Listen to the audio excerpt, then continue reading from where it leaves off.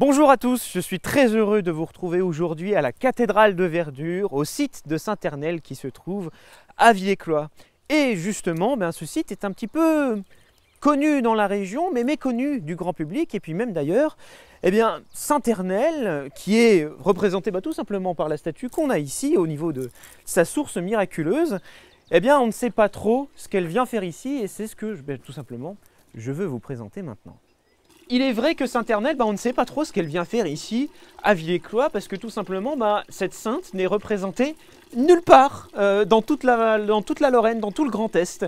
En fait, Saint-Ernelle, son histoire vient plutôt de la Belgique, de l'abbaye de l'Aube et de la ville de Saintes, à côté de Bruxelles.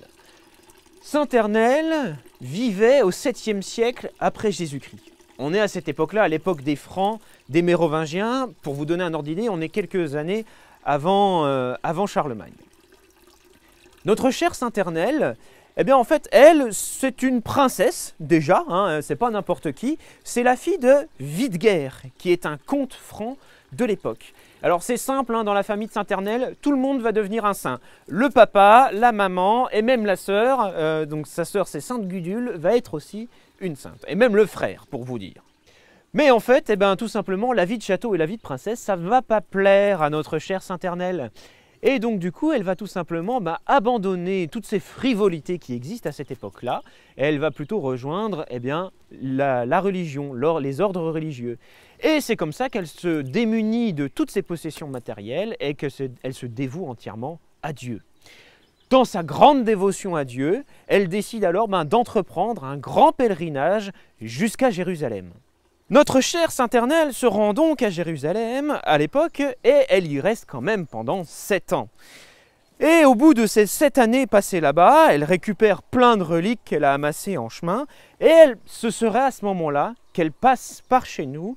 Et la légende raconte que là où elle s'arrête en fait, avec son bâton de pèlerin, quand elle est exténuée et que les gens même qu'elle trouve ici au champ, etc., travaillent et n'en peuvent plus de leur journée, elle fend la pierre d'un coup de bâton et là, une source miraculeuse d'eau en jaillit pour pouvoir désaltérer les travailleurs. Ce serait donc après son passage à Villers-Cloix que notre chère Saint-Ernelle reprend tout simplement la direction de l'abbaye de l'Aube et de la ville de Saintes, là où sont originaires ses parents, directement dans l'actuelle Belgique. Notre chère Saint-Ernelle donc reprend la route vers la Belgique, mais elle n'est pas toute seule. Elle est accompagnée de 2 valets, Gondulf et Grimoald. Mais c'est alors que, lors de leur voyage, tout simplement, Dieu a mis en travers de leur route des barbares. Alors, la légende nous rappelle que ce seraient des Huns, même si à l'époque, ils ne sont plus trop dans la région. Donc ce serait plutôt des barbares germaniques, voilà, on ne sait pas trop lesquels, peut-être des Suèves, etc. Bref. Toujours est-il que notre cher Grimoald va essayer de défendre corps et âme Gondulf et Saint-Ernelle, mais il va trépasser, ils vont se faire avoir, et c'est ainsi que, en martyrs, nos 3 compères vont être exécutés par les barbares. Et c'est comme ça que l'histoire nous est parvenue et qu'elle a été réécrite dans les chroniques. Chaque statut de saint dans la chrétienté possède ses propres attributs, c'est comme ça qu'on les reconnaît. Par exemple, Saint-Ernelle, elle en possède 3. On retrouve d'abord la hache ou l'épée, parce qu'elle a été malheureusement décapitée par les barbares. Ensuite, la palme des martyrs, parce que sa mort est considérée comme un martyr. Et enfin, son diadème, pour qu'on n'oublie pas sa noble lignée. Et alors, on ne sait pas vraiment pourquoi, tout simplement, Saint-Ernelle est ici, à Villers-Cloix. C'est la seule représentation de la sainte dans tout le Grand Est, hormis en Belgique. Voilà, fin. On ne sait pas pourquoi elle est là. Ça reste, et ça restera toujours un mystère ici.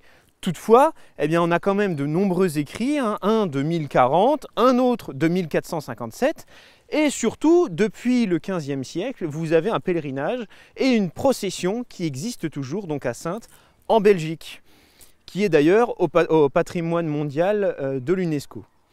Mais bon, laissons maintenant de côté toute cette légende autour de Saint-Ernelle et intéressons-nous tout simplement au site de Cloix, qui, vous allez le voir, a plein de trésors. Nous voilà dans la cathédrale de Verdure. Et oui, regardez un petit peu l'emplacement de chacun de ces marronniers. eh bien, est posté là où devrait normalement se trouver un pilier dans une cathédrale. On voit bien, vous avez ici la nef et au centre le chœur directement avec l'autel. On a littéralement créé une cathédrale naturelle dans ce si petit village de Villers-Cloix. Mais ce site a aussi toute une histoire. Tout commence à l'époque des Romains. Juste en dessous de nous, le chemin qui est de là existe déjà à l'époque romaine. Et surtout, là où ça va plus nous intéresser, c'est à l'époque des Francs. À l'époque des Francs, la source miraculeuse que vous avez vue juste avant existe déjà. Et les Francs, eh bien, on pense qu'ils sont déjà, alors à cette époque-là, païens germaniques, attention, ils ne sont pas chrétiens, ils ont la même religion à peu près que les Vikings, comme ça vous voyez. Eh bien, ils vont s'installer dans la région. Autour de la cathédrale de Verdure, on a retrouvé un cimetière des Francs. On a retrouvé notamment 3 tombes. Dans la première, on l'a ouverte, bon, on a retrouvé un corps. Jusque-là, tout va bien. Dans la deuxième tombe, on a retrouvé plusieurs corps, mais sans tête. Peu étrange ça quand même. Bon, c'est tout. Et dans la troisième tombe qu'on a ouverte, eh bien, on a retrouvé un squelette d'un guerrier avec son épée à ses côtés, ses armes, ses boucles de ceinture, etc. Mais surtout, au pied de ce guerrier, on a retrouvé les 8 crânes disposés en hémicycle des cadavres qui étaient juste à ses côtés. Or, ce n'est pas les chrétiens qui font ça. Donc, ce site a eu une vie païenne avant d'être chrétienne. Mais très vite, au 7e siècle, eh bien à l'époque même où vivait Saint-Éternel, eh bien les premiers chrétiens vont vraiment revenir sur notre territoire et ils vont commencer tout simplement à répandre leur religion. Et alors qu'est-ce qu'ils vont faire ces premiers chrétiens qui vont venir par chez nous? Ils ne vont pas aller construire leur église un petit peu à droite à gauche là où ils peuvent. Non, non, non, ils sont plus malins que ça. Ce qu'ils vont faire, c'est qu'ils vont détruire les sites païens germaniques en construisant leur lieu de culte chrétien par-dessus. Comme ça, eh ben, les païens germaniques qui veulent toujours prier leur Dieu, ben maintenant, s'ils veulent les prier, ils sont obligés d'aller à l'église. Voilà, tout est lié.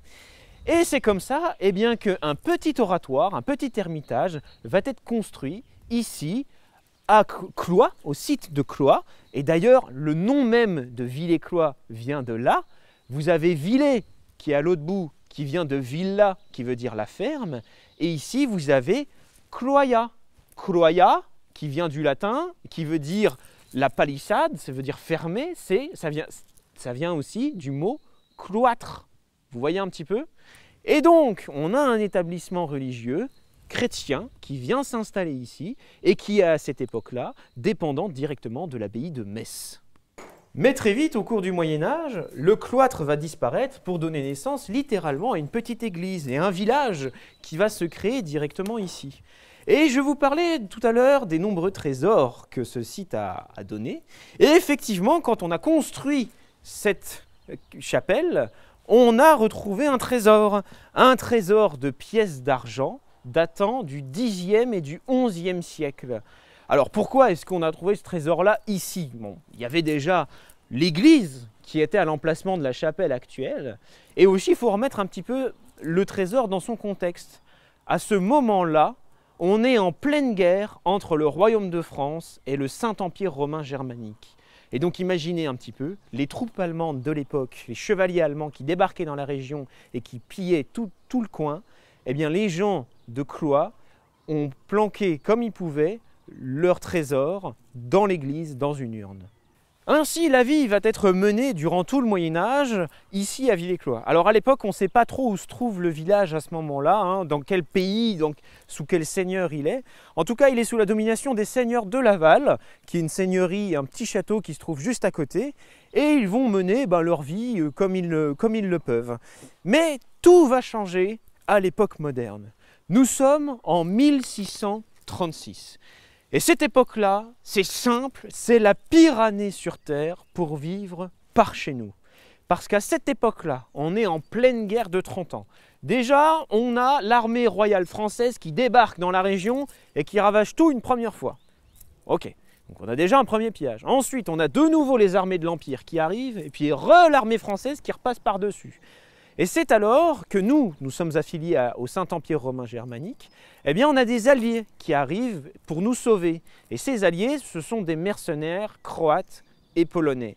Et malheureusement, eh bien, les ordres leur ont été mal donnés, puis on voit bien déjà les différences culturelles aussi.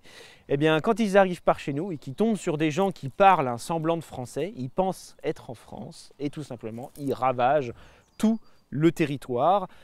Ils s'adonnent à des pratiques horribles, notamment par exemple dans un petit village en Belgique à côté d'ici, à Mex-devant-Virton. Ils enferment femmes, enfants, vieilles personnes dans l'église, ils mettent le feu et ils les laissent brûler.